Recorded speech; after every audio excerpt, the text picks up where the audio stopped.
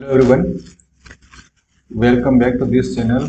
आज का topic for discussion is public administration.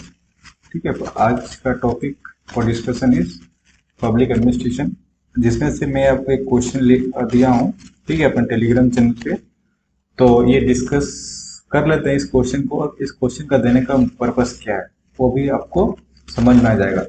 आपका ये सिलेबस का पार्ट है। सिलेबस में दे दिया हूँ यहाँ पे गुड गवर्नेंस। यहाँ पे दिया है कि meaning and concept of good and responsive governance, main features of good governance, accountability, transparency. ठीक है, उसके बाद आपका role of civil society and people participation in good governance. ठीक है, यहाँ तक जितना मैंने पढ़ा ना ये टॉपिक फॉर गुड गवर्नेंस, इस क्वेश्चन के माध्यम से मैं आपको ये टॉपिक कवर कर दूँ। ठीक है, अगर आज का वीडियो देखे तो ये आपको कहीं से और पढ़ने की, you don't have to study anything apart from this video lecture. ठीक है, you don't have to study anything apart from this video lecture until role of civil society. ठीक है, सिविल सोसाइटी तक सिविल मतलब सिविल सोसाइटी को थोड़ा touch करूंगा, थोड़ा डिटेल्स में नहीं जाऊंगा, राइट। बट आज का मेन फोकल पॉइंट है वीडियो का कि इस क्वेश्चन को अंडरस्टैंड करना and how to approach this question based on the good governance topic for public administration. Right, इतना क्लियर हो गया।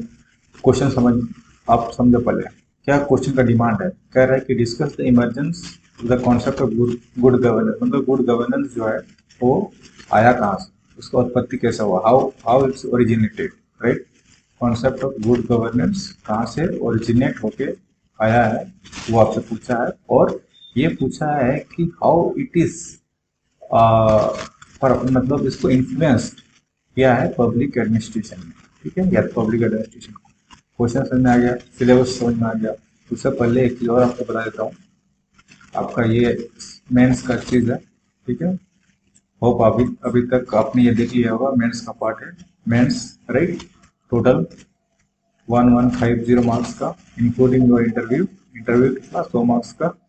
ठीक है, और ये आपका पेपर 6, 5, 4, 3, 2, ये तो आपका पेपर 1 है, general Hindi, general English, nothing much to worry. आपका फोकस पॉइंट यहाँ से यहाँ होना चाहिए। ठीक है, होप आपको यहाँ तक क्लियर हो गया। और चलिए हम क्वेश्चन की तरफ अब मूव करते हैं। टाइम ज़्यादा हम यहाँ पे नहीं अपना खर्च करने वाले हैं। और हाँ, ये टॉपिक जो गुड गवर्नेंस का जो नोट्स है अभी जो मैं आपको बताने वाला हूँ, नोट्स ये आपका हमारा टेलीग्राम चैनल पे मिल जाएगा। ठीक है, हमारा 2 टेलीग्राम चैनल है, एक में ये मेन चैनल है, ठीक है, और दूसरा चैनल में हमारा डिस्कशन ग्रुप है, ओपन फॉर ऑल।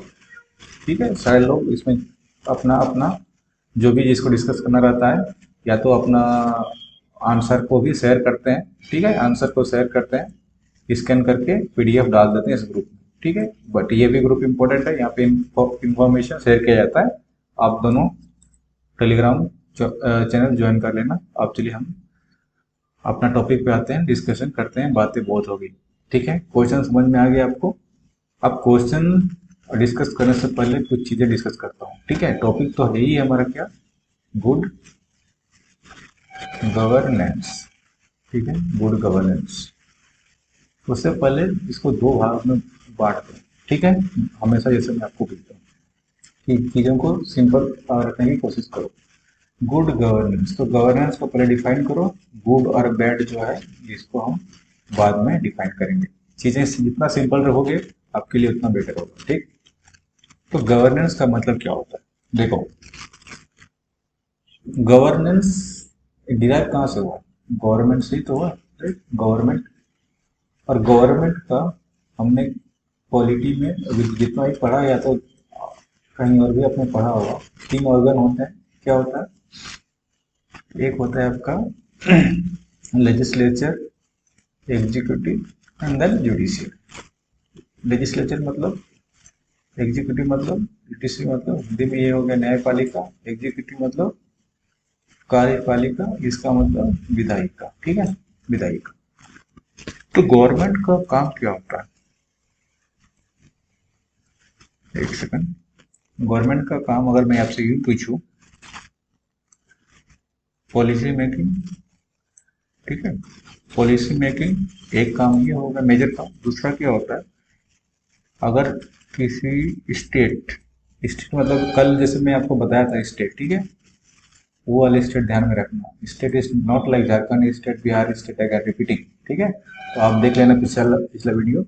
कोई स्टेट का अगर रिसोर्स का जो यूटिलाइजेशन है, यूटिलाइजेशन, कोई रिसोर्स का गवर्नमेंट यूटिलाइज कैसे कर रहा है, ठीक है, कितना इफेक्टिव कर रहा है, ठीक है।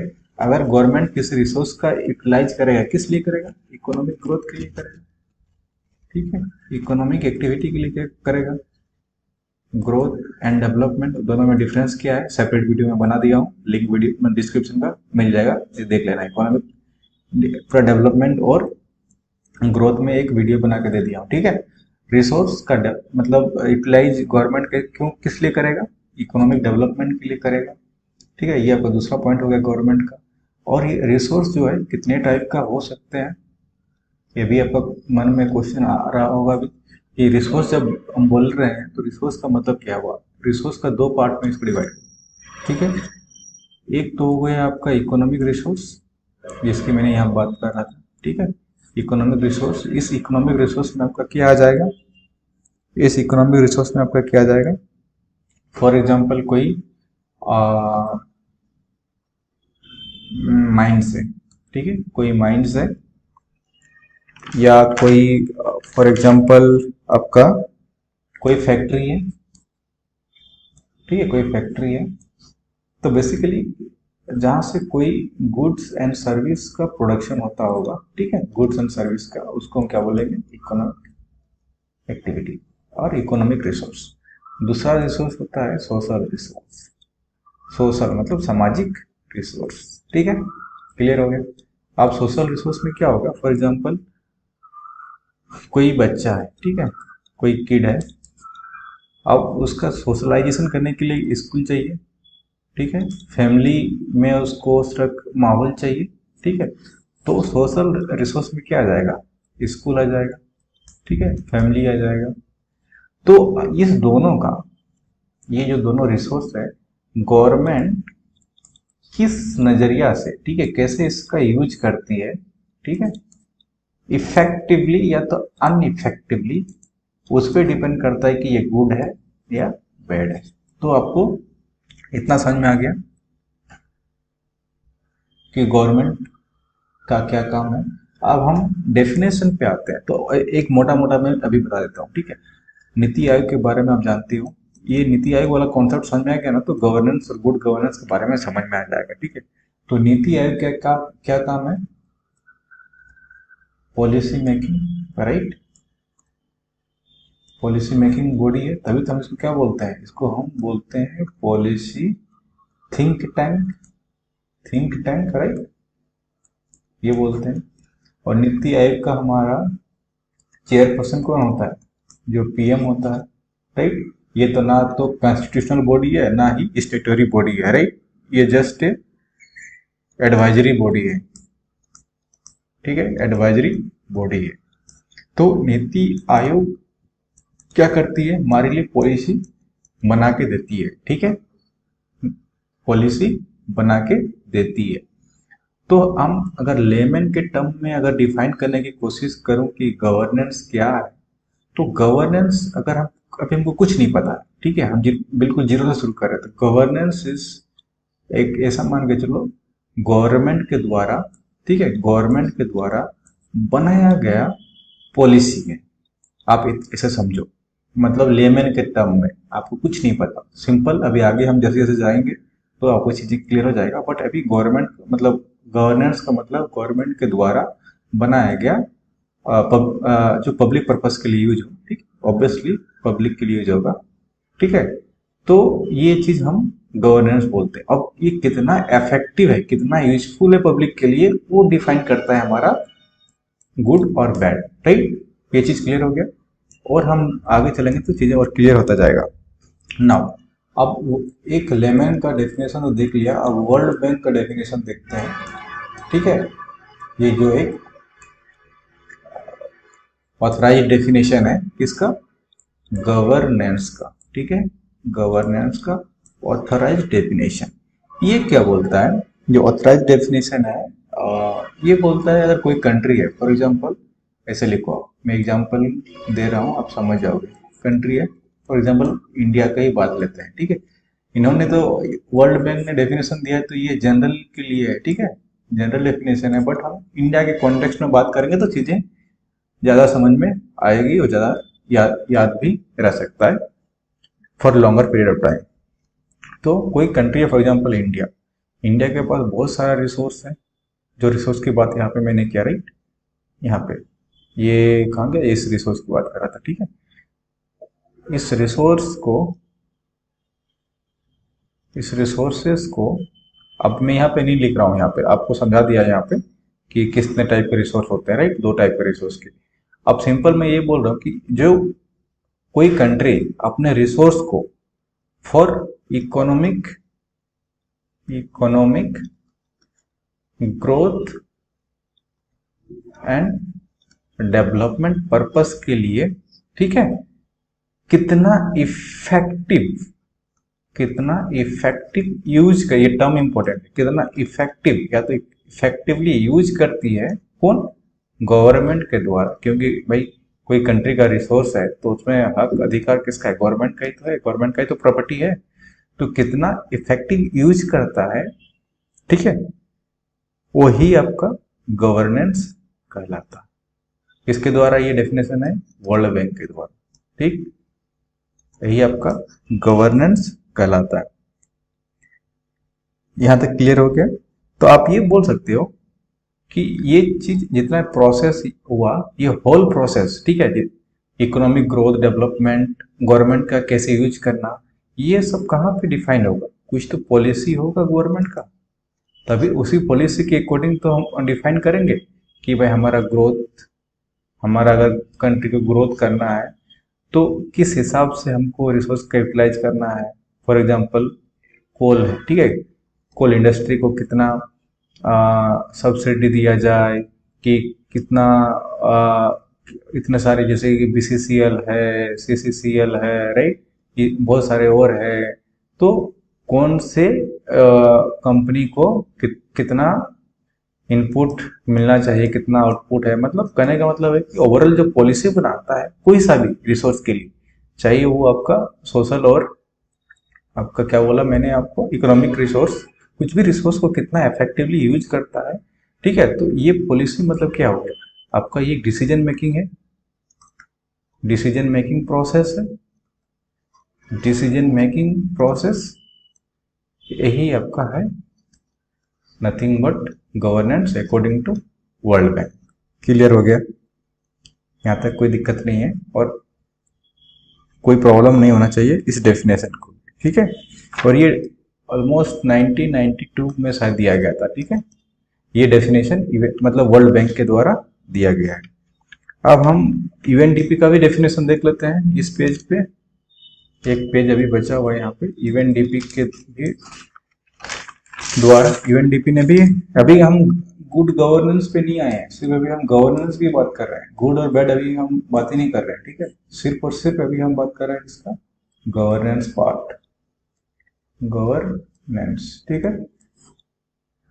तो यूएनडीपी ने क्या बोला, यूएनडीपी का डेफिनेशन क्या है ना, कि उन्होंने सिंपल बोला है कि जो एडमिनिस्ट्रेटर है, ठीक है, एडमिनिस्ट्रेटर और एडमिनिस्ट्रेटिव, ठीक है, एडमिनिस्ट्रेटिव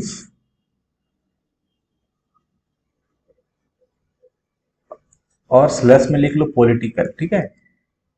ये बोला है कितना, जो किस मैनर पे, ठीक है, यहाँ पे लिख लो कि जो एडमिनिस्ट्रेटिव सिस्टम है या तो पॉलिटिकल सिस्टम है किसी कंट्री का, वो किस मैनर में, ठीक है, किस मैनर में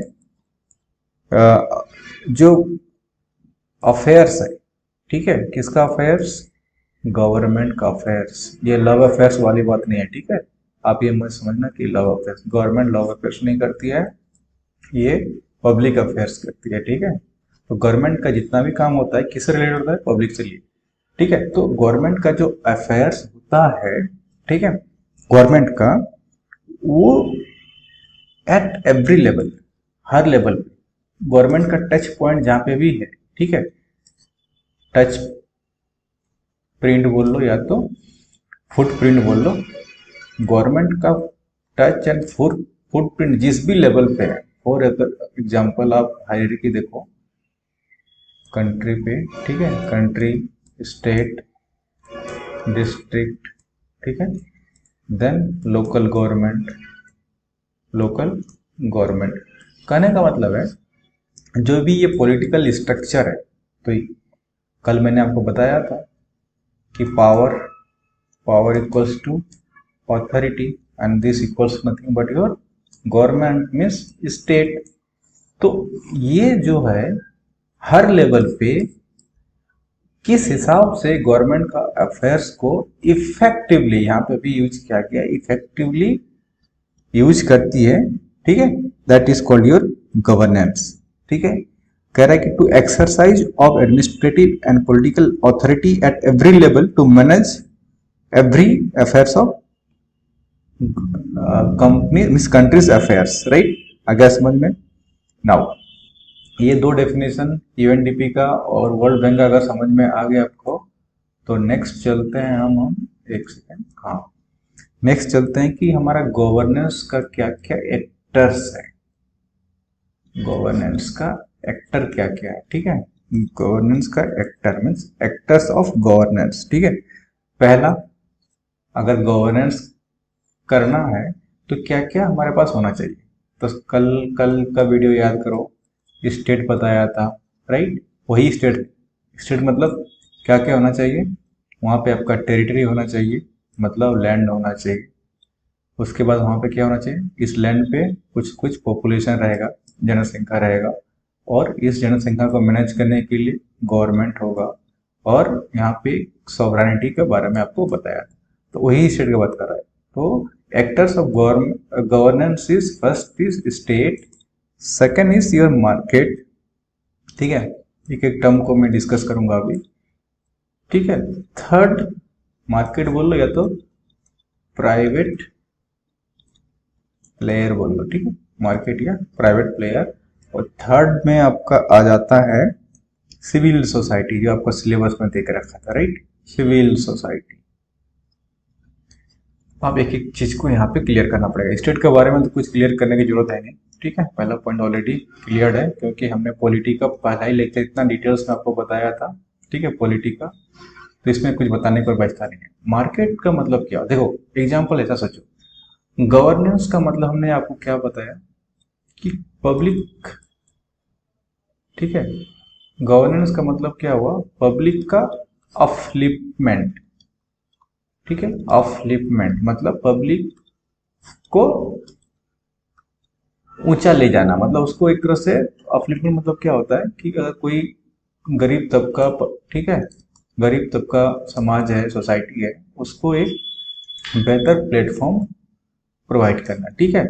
तो एक एग्जांपल देता हूँ कि मान के चलो कोई सा भी गवर्नमेंट है, ठीक है, कहीं किसी भी कंट्री का, यार उस वो हर अपना सिटीजन को जॉब नहीं दे सकता है, ये मान के चलो आप, ठीक है, सिटीजन को जॉब गवर्नमेंट नहीं दे सकता है, तो उसके लिए हमको क्या चाहिए, उसके लिए मुझे एक मार्केट चाहिए, ठीक है, मार्केट चाहिए क्या, प्राइवेट, ठीक है, जो सिटीजन को कुछ हद तक जॉब दे सके और वहां से जॉब क्रिएशन हो और पब्लिक के हाथों में पैसा आए, ठीक है, जॉब मिले। तो 99 का जो रिफॉर्म्स था वो भी एक टाइप का गवर्नेंस में ही आ जाता है, ठीक है, गवर्नेंस में ही आ जाता है। जो एलपीजी का हुआ था रिफॉर्म्स, वो भी एक गवर्नेंस है। और गवर्नेंस का मतलब मैं आपको बताऊं, जो मोदी साहब बोलते हैं ना, मिनिमम गवर्नमेंट मैक्सिमम गवर्नेंस, वही वाला बात, यहाँ वही गवर्नेंस की बात कर रहा हूँ। मतलब वहाँ पे जो गवर्नमेंट का रोल है वो मिनिमम हो, ठीक है, गवर्नमेंट का रोल मिनिमम हो और गवर्नेंस को मैक्सिमाइज कर दो। तो गवर्नमेंट का रोल मिनिमम मतलब वो क्या किया, मार्केट को ओपन कर दिया, मार्केट को ओपन कर दिया, मतलब प्राइवेट प्लेयर भी आ गए, वहां से जॉब क्रिएशन भी आपका हो जाएगा। क्लियर? ये हो गया मार्केट का पार्ट। और तीसरा पार्ट है सिविल सोसाइटी, उसको डिस्कस कर लेते हैं। Civil society. अब सिविल सोसाइटी में बहुत कुछ आ जाता है, ठीक है। इसका काम क्या होता है ना, मोबिलाइजिंग ऑर्गेनाइजेशन है बेसिकली। ऐसे बोलो कि ये गवर्नमेंट नहीं है, सिविल सोसाइटी मतलब गवर्नमेंट नहीं है, तो आप ऐसे डिफाइन करने की कोशिश करो इसको कि मान के चलो सिविल सोसाइटी के अंदर क्या क्या आ जाता है, ठीक है। एक में आपका एनजीओ आ जाएगा, ठीक है, एनजीओ आ जाएगा।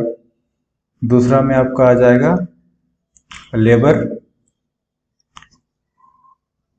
यूनियन, ठीक है। तीसरा में आपका हो जाता है ट्रेड यूनियन। इस टाइप के जितने भी आपका ग्रुप्स है ना, labour union, NGO, trade union, या तो कोई फाउंडेशन मान के चलो, कोई संस्था हो गया, ठीक है, ये सब किसके अंदर आता है, सिविल सोसाइटी के अंदर आता है, ठीक है, सिविल सोसाइटी के अंदर आता है। एनजीओ करके मैं आपको बता ही दिया था। वो सबका क्या काम रहता है आप बताओ। लेबर यूनियन का क्या काम रहता है, ट्रेड यूनियन का क्या काम रहता है, मान के चलो, और एनजीओ क्या काम रहता है, सबको एक ही काम है, कॉमन पर्पस है, कॉमन पर्पस। तो वो कॉमन पर्पस क्या है, कॉमन पर्पस एक ही है, टू अपलिफ्ट द सोसाइटी। जैसे मैं अभी लिखा था ना पिछला स्लाइड में, अपलिफ्ट द सोसाइटी, और आप यूं बोल सकते हो इसको, to improve social condition, to improve social condition, right. NGO क्या करता है, वही तो करता है यार। कोई अनाथ बच्चा है, ठीक है, कहीं फ्लड आ गया, बाढ़ आ गया, कहीं सुनामी आ गया, उस सबको क्या करता है, राहत पैदा करता, मतलब ये देता है, राहत देता है। तो सबका कॉमन पर्पस लेबर यूनियन क्या हो गया, कहीं किसी लेबर का अगर शोषण हो रहा है, राइट, तो उसमें क्या करता है, सोशल जो कंडीशन है उसको इम्प्रूव करता है, अपलिफ्ट द सोसाइटी। तो सबका कहने का मतलब है कॉमन पर्पस है। तो यहाँ सभी आपका क्या होता है, गवर्नेंस जो है, ठीक है, गवर्नेंस मतलब क्या होगा, पब्लिक का भला हो रहा है। तो सिविल सोसाइटी भी क्या करता है, वो भी आपका गवर्नेंस ही करता है। तो ये तीन पार्ट है एक्टर्स ऑफ गवर्नेंस, पहला स्टेट, दूसरा मार्केट, तीसरा सिविल सोसाइटी, ठीक है। तो इसको मैं अगर डायग्राम के हिसाब से लिखने की कोशिश करूं, एक सेकंड, ऐसा तीन डायग्राम बना दिया मान के चलो, ये दो, ये तीन। एक में मैंने आपको क्या बताया, पहला में पहला में सिविल सोसाइटी, ठीक है, सिविल सोसाइटी। सेकंड में इसमें क्या हो गया आपका, तीन एक्टर्स बताया, राइट, स्टेट। और इसमें क्या हो गया आपका, सिविल सोसाइटी, स्टेट, दूसरा आपको बताया मार्केट। तीनों का काम क्या है, ये एक्टर्स है इसका गवर्नेंस का, ठीक है। और सबका काम ही है जो मैंने आपको बताया यहाँ पे, सोसाइटी का अपलिफ्टमेंट करना, सोशल कंडीशन को इम्प्रूव करना, राइट। यहाँ तक अगर आपको समझ में आ गया कि गवर्नेंस क्या होता है, गवर्नेंस क्यों करते हैं, गवर्नेंस क्यों चाहिए, ठीक है, सबका कॉमन पर्पस क्या है, गवर्नेंस का मतलब ही अभी तक आपको समझ में आ गया होगा कि सोसाइटी का बेहतरी के लिए, ठीक है, सोसाइटी का बेहतरी के लिए। अब हम गुड और बैड, बैड पे तो नहीं जाएंगे, सिलेबस में गुड है तो गुड की चर्चा हम कर लेते हैं, ठीक है। तो हम पहला जो है, यूनाइटेड नेशन इवन के अकॉर्डिंग गुड गवर्नेंस को, good governance, right, United nation, उन्होंने 8 पैरामीटर दिए हुए। कितना, 8 पैरामीटर, 8 पैरामीटर्स। पहला मतलब कुछ भी ऑर्डर में लिख लो आप, ऐसा कुछ हार्ड एंड फास्ट नहीं है। एक चीज इसे जाने से पहले एक एग्जांपल देता हूँ, ठीक है। गवर्नेंस, मैं आपसे पूछता हूँ कि गवर्नेंस कैसे होता है, ठीक है। एग्जांपल रियल टाइम देखो तो समझ में आता है। फॉर एग्जांपल झारखंड में आप इलेक्ट्रिसिटी बिल आप देते ही हो, राइट, इलेक्ट्रिसिटी बिल झारखंड में क्या सब कुछ देता है। तो फॉर एग्जांपल झारखंड में जो झारखंड का इलेक्ट्रिसिटी डिस्ट्रीब्यूशन कंपनी है, क्या है वो, JBVNL है, ठीक है। झारखंड बिजली क्या है, झारखंड बिजली वितरण निगम लिमिटेड, ठीक है। इसका अगर आप साइट पे जाते हो, ठीक है, या तो ऐप अगर इसमें जाते हो, घर बैठे ही आप क्या कर सकते हो, अपना इलेक्ट्रिसिटी बिल दे सकते हो। तो ये क्या है, एक पार्ट है गवर्नेंस का। इससे क्या हुआ, आपको दौड़ भाग करने की जरूरत नहीं है, घर बैठे ही कर सकते हो। तो this is part of governance, ठीक है। सिमिलरली आपका है झार सेवा, एक और है आपका झार भूमि। ये सब एग्जाम्पल अगर दोगे ना तो आपका मार्क्स अच्छा आएगा। झार सेवा क्या काम करता है, जितना भी आपका कास्ट सर्टिफिकेट हो गया, इनकम सर्टिफिकेट हो गया, राइट, इनकम सर्टिफिकेट हो गया, इवन मैरिज सर्टिफिकेट हो गया, राइट, ये सब आपको घर बैठे ही आप अप्लाई कर सकते हो। यहाँ तक कि अप्लाई करने के बाद आप ट्रैक भी कर सकते हो कि स्टेटस क्या है, और सॉफ्ट कॉपी डाउनलोड भी कर सकते हो, करेक्ट। तो ये क्या है, this is part of governance. Governance तो है, पब्लिक को क्या हो रहा है, फायदा हो रहा है इससे। झार भूमि को इससे सिमिलर क्या है, ये लैंड रिकॉर्ड का है, झारखंड का लैंड रिकॉर्ड से रिलेटेड आपका चीजें हैं। कहने का मतलब है this are called your governance, ठीक है, गवर्नेंस, ठीक। अब हम गुड गवर्नेंस की तरफ चलते हैं, हमको तो इसी स्लाइड में बताना होता है, चलो नेक्स्ट पे बता देते हैं। अब हम आते हैं गुड गवर्नेंस की तरफ। गुड गवर्नेंस किसको हम बोलते हैं, good governance. As per United Nation, मैंने बताया कि ये 8 पॉइंट में दिया है। आप कोई ऑर्डर नहीं है एज सच कि इसी ऑर्डर में मुझे याद रखना है, ठीक है। 8 पॉइंट को एक एक करके लिखो, फिर मैं आपको डिस्क्राइब करता हूँ, ठीक है। पहला है आपका ट्रांसपेरेंट, ठीक है, मतलब पारदर्शिता, ठीक है। दूसरा है आपका पार्टिसिपेशन, पार्टिसिपेशन मतलब पार्टिसिपेशन, ठीक है। तीसरा है आपका अकाउंटेबिलिटी, ये आपको किसी भी बुक में मिल जाएगा, अकाउंटेबिलिटी। चौथा है आपका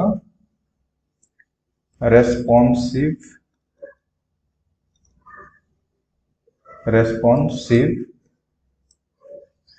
पांचवा क्या बोलोगे आप, इफेक्टिव एंड एफिशिएंट, जिसको मैं अभी बात कर रहा था, कितना इफेक्टिव है कितना एफिशिएंट है, ठीक है, एफिशिएंट। छठा हो जाएगा इक्विटेबल एंड इंक्लूसिव। ये सब टर्म अगर आप जान जाओगे ना तो ये जो क्वेश्चन पूछा हूं आपसे, ये क्वेश्चन आपसे बन जाएगा। कौन सा क्वेश्चन हमारा, ये क्वेश्चन आपसे बन जाएगा, ठीक है। इतना चीज बताने का मकसद ही है, उस क्वेश्चन को सिर्फ अटेम्प्ट नहीं करना है, चीजें को समझना है, ताकि क्वेश्चन कैसे भी आ जाए, बन जाएगा। और सातवां में आ जाएगा आपका रूल ऑफ लॉ। ये तो कल मैंने आपको बहुत डिटेल से बताया था, ये वाला पॉइंट पॉलिटिकल वाला क्लास में, वीडियो में। और 8 में आ जाता है कंसेसनेस ओरिएंटेड, कंसेसनेस ओरिएंटेड, ठीक है। अब एक एक करके चलते हैं, सारा का मीनिंग आपको समझा देता हूँ, ठीक है।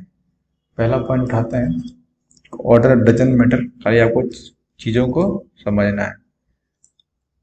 ट्रांसपेरेंट, ट्रांसपेरेंट का मतलब क्या है, कि ट्रांसपेरेंट किसको होने की जरूरत है, आप समझो कि पब्लिक को ट्रांसपेरेंट होने की जरूरत है, या तो गवर्नमेंट को ट्रांसपेरेंट होने की जरूरत है। तो डेफिनेटली जब हम गवर्नेंस की बात कर रहे हैं तो पब्लिक का बात ही नहीं है, गवर्नमेंट का ट्रांसपेरेंसी की बात हो रहा है, राइट। तो एग्जाम्पल के तौर पे अभी हम अगर आप ये देखो, रिसेंट ताजा ताजा भी एग्जाम्पल में आया हुआ है, ठीक है। इलेक्ट्रॉल बॉन्ड का भी न्यूज काफी चल रहा है, जिसको सुप्रीम कोर्ट ने बोल दिया कि this is unconstitutional, right, unconstitutional, मतलब ये वैलिड नहीं है। क्यों? तो ऐसा क्या था कि इलेक्ट्रल बॉन्ड्स में क्या बोला गया था, इलेक्ट्रल बॉन्ड्स में कोई, मान के चलो ये पॉलिटिकल पार्टी है, ठीक है, कोई पॉलिटिकल पार्टी है, चाहे वो कांग्रेस हो, बीजेपी हो, आम आदमी पार्टी हो, जेएमएम हो, कुछ भी एक्स वाई जेड, ठीक। अगर कोई आदमी है ए, कोई है बी, किसी को भी ये अगर चंदा दे रहा है, मीन्स डोनेशन दे रहा है, ठीक है, तो उसको जो इसका इंफॉर्मेशन है ए का, वो छुपाया जाएगा, ठीक है। मतलब ये इसका इंफॉर्मेशन लीक नहीं किया जाएगा कि किसने डोनेट किया है, किसको किया है, ठीक है। तो सुप्रीम कोर्ट ने बोला कि नहीं, ऐसा नहीं होना चाहिए, इंफॉर्मेशन छुपना नहीं चाहिए। तो ट्रांसपेरेंट का मतलब ही क्या हुआ, तो यहाँ पे क्या इलेक्ट्रल जो बॉन्ड्स था, ठीक है, क्या वो ट्रांसपेरेंट इस केस में था? नहीं था। इसीलिए हम गवर्नेंस के, मतलब गुड गवर्नेंस में, अगर हम चाहते हैं कि हमारा सिस्टम गुड गवर्नेंस हो, ठीक है, पॉलिटिकल सिस्टम गुड गवर्नेंस, तो ये गुड गवर्नेंस का जो फीचर्स था, इलेक्ट्रल मतलब जो बॉन्ड्स था, नहीं होता था, क्योंकि यहाँ पे ट्रांसपेरेंसी मिसिंग था। पता नहीं चलता कि किसने कितना डोनेशन दिया, ना ही देने वाला का, ना कितना अमाउंट, ठीक है। तो ये हमारा हो गया ट्रांसपेरेंट का एग्जाम्पल, ठीक है। और सिमिलरली हम ये भी बोल सकते हैं, जो आरटीआई है, RTI right to information act 2005 में आया था।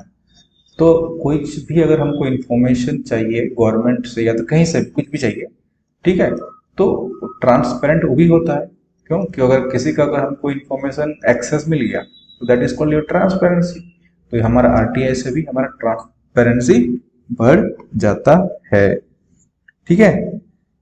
तो अब दूसरा जो पॉइंट था पार्टिसिपेशन, यहीं पे मैं बता देता हूँ, ठीक है। पार्टिसिपेशन, पार्टिसिपेशन, पार्टिसिपेशन का मतलब क्या होता है दोस्तों? पार्टिसिपेशन, और यहाँ पे ट्रांसपेरेंसी में एक चीज और लिख सकते हैं,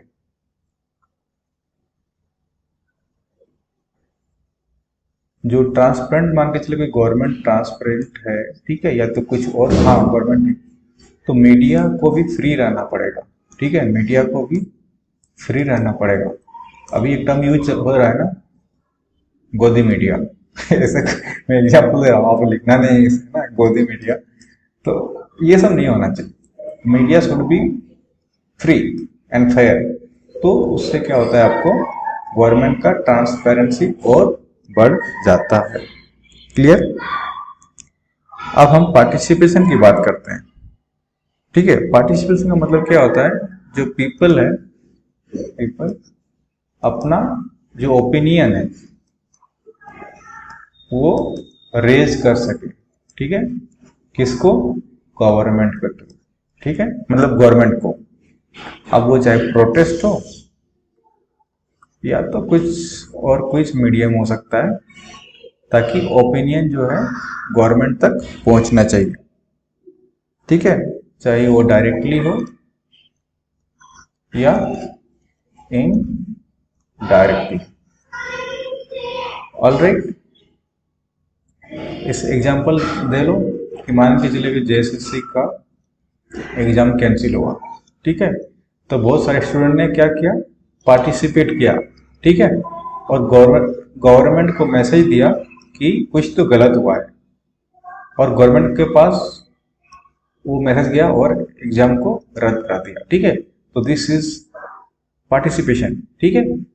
सारे स्टूडेंट ने इकट्ठा करके अपना रेस, जो वॉइस था, या जो मैं बताया पीपल, जो ओपिनियन है, या तो जो भी है ओपिनियन ही हुआ, एक तरह से कलेक्टिव ओपिनियन सारे स्टूडेंट का, रेस के गवर्नमेंट को कैंसिल, दैट इज पार्टिसिपेशन। तो पार्टिसिपेशन का भी होना मस्ट है, राइट, चाहे डायरेक्टली इनडायरेक्टली।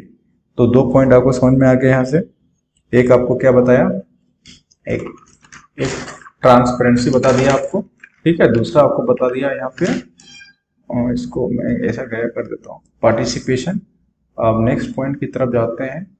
नेक्स्ट पॉइंट में आपको तीसरा पॉइंट रूल ऑफ लॉ। अब मैं क्या बताऊं इसमें, इतना एक तो लेक्चर ही ले लिया था इसमें पिछला में, ठीक है।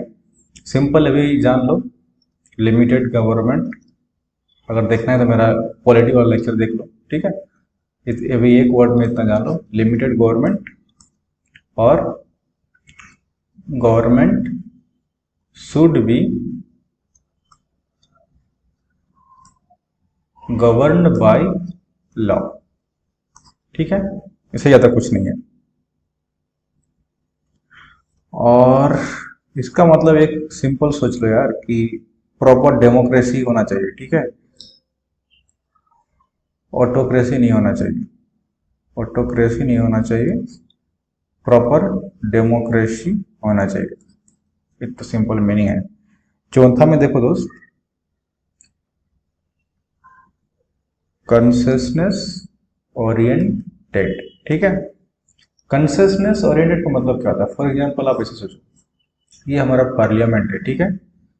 ये लोकसभा है, एग्जांपल दे रहा हूँ, वहां समझ आया, ठीक है। लोकसभा प्लस राज्यसभा, कोई भी अगर हमारा बिल पास करना होता है, ठीक है, डिपेंडिंग अपन के बिल का नेचर क्या है, ठीक है।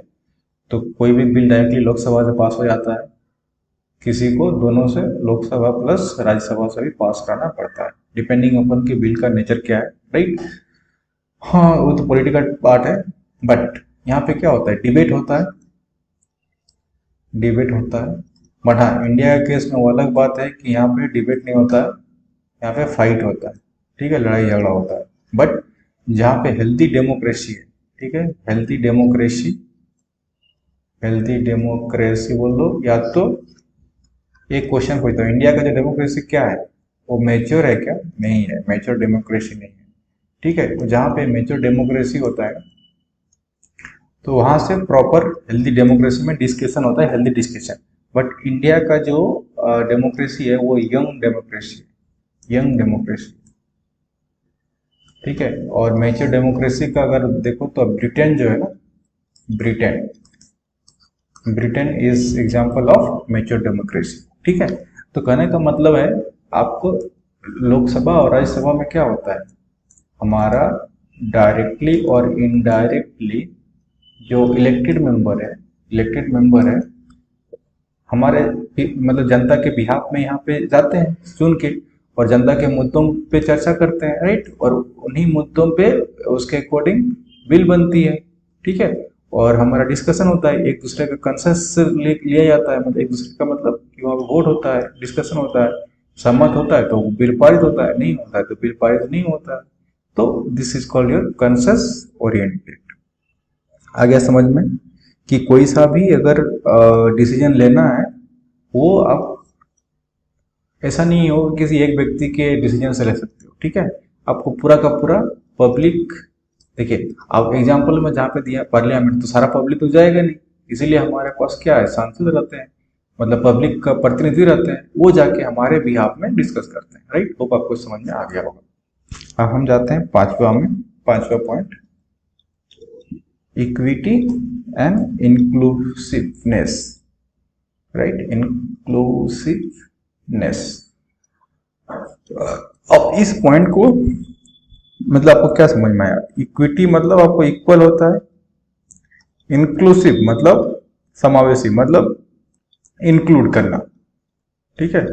इक्वल प्लस इंक्लूड, तो एक तरह से आप बोल सकते हैं कि इक्वल अपॉर्चुनिटी मिलना चाहिए सब किसी को, ठीक है, समाज के हर वर्ग को, ठीक है, चाहे वो ट्राइब हो, ये वो डिसेबल पर्सन हो, ठीक है, डिसेबल्ड पर्सन हो, कोई कास्ट हो, कोई रेस हो, डजंट मैटर, ठीक है, जेंडर कुछ भी हो, सबको इक्वल अपॉर्चुनिटी मिलना चाहिए, सिमिलरली सबको इंक्लूड करना चाहिए, राइट।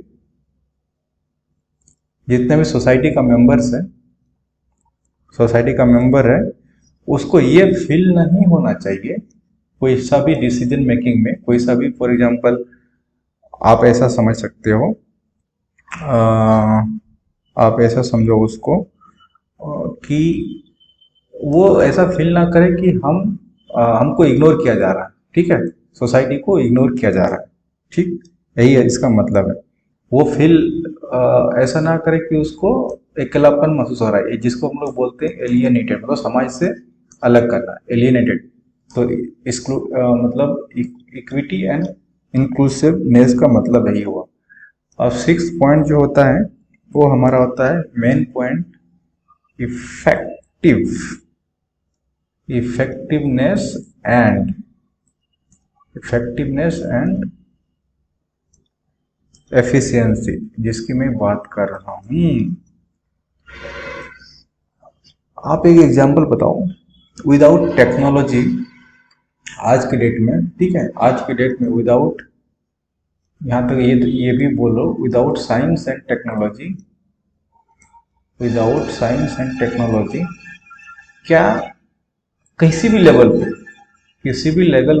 पे साइंस एंड टेक्नोलॉजी को अगर हम शॉर्ट में बोल दें आईसीटी मतलब इंफॉर्मेशन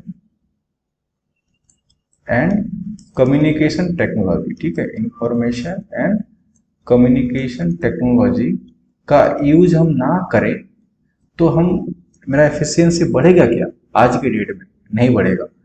तो यहां से एक और कॉन्सेप्ट निकल के आता है, ई गवर्नेंस। क्या निकल के आता है? E governance.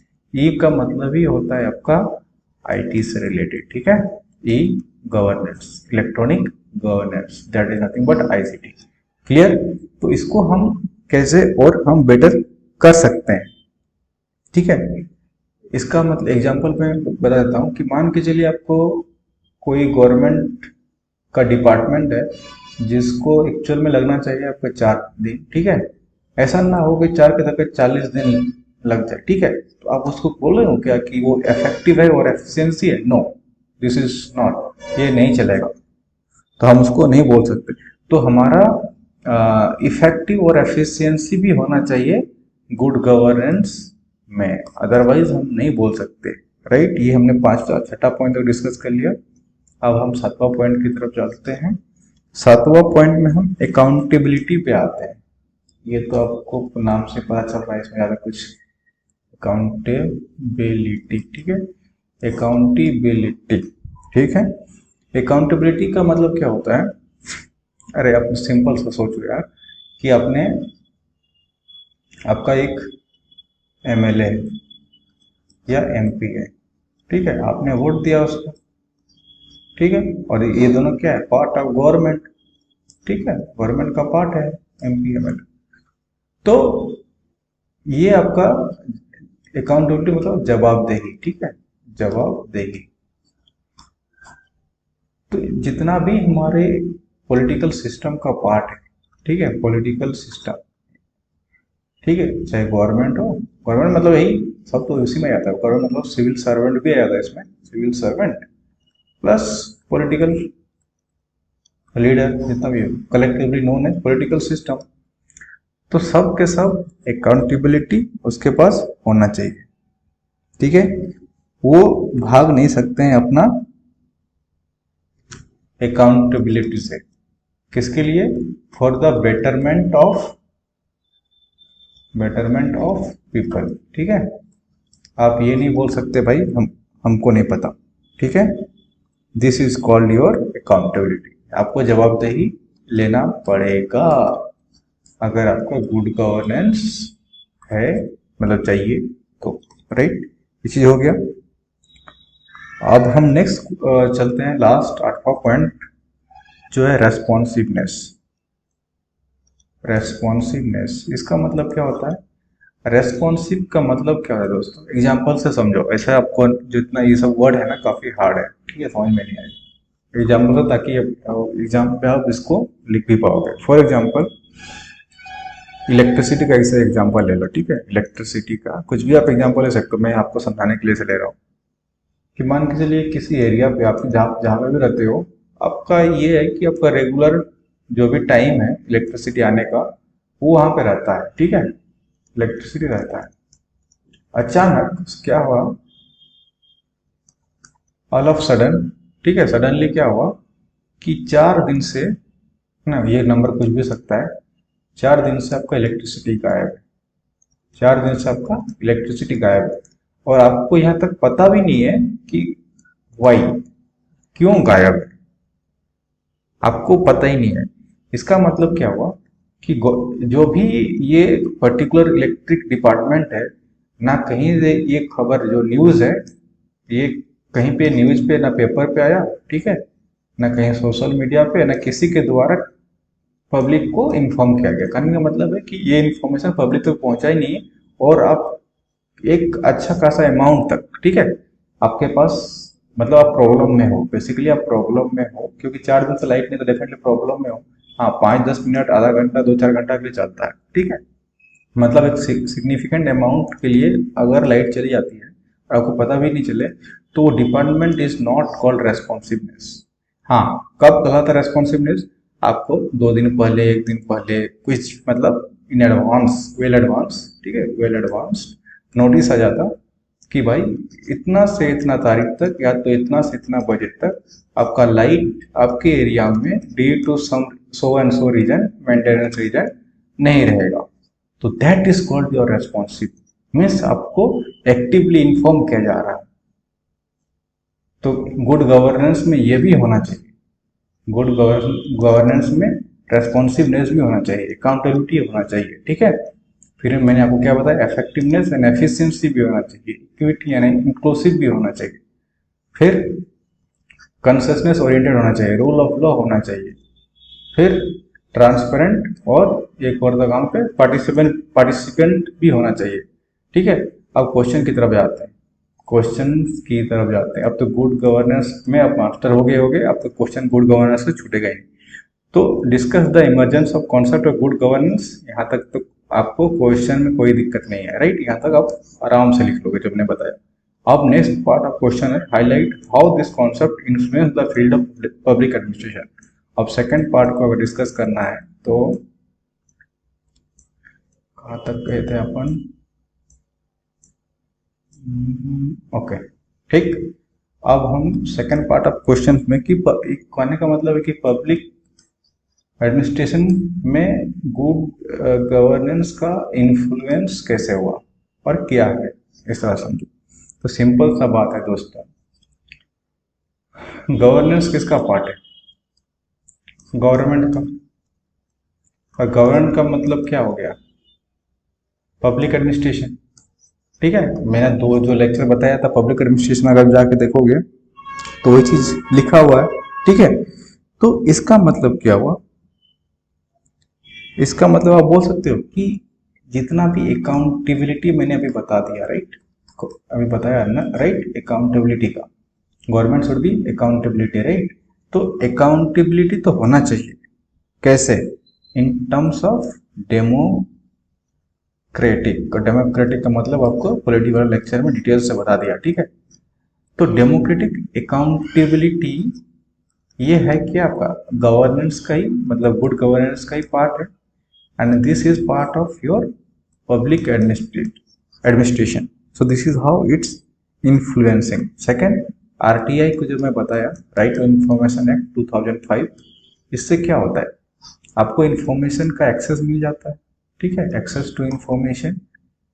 तो जो भी आपको एग्जांपल दिया, आपको इलेक्ट्रॉल बॉन्ड्स का, ठीक है, ये आरटीआई के अंदर नहीं था, वो भी आ गया। तो ये सब क्या हो गया? एक तरह से एडमिनिस्ट्रेशन का पार्ट हो गया। Second, minimum government maximum governance, अभी मोदी साहब ने इम्प्लीमेंट किया है, ठीक है, वो भी part of your administration, public administration, ठीक। उसके बाद मल्टीपल, ये जो बताया आपको यहाँ पे, multiple part of stakeholder, right, multi stakeholder, जहाँ पे एक सर्कल बना के बताया था आपको, ये वाला पार्ट कहाँ गया वो? अरे यार कहाँ गया, कहीं तो था ना, चलो ठीक है, मैं फिर चला देता हूँ, कोई नहीं।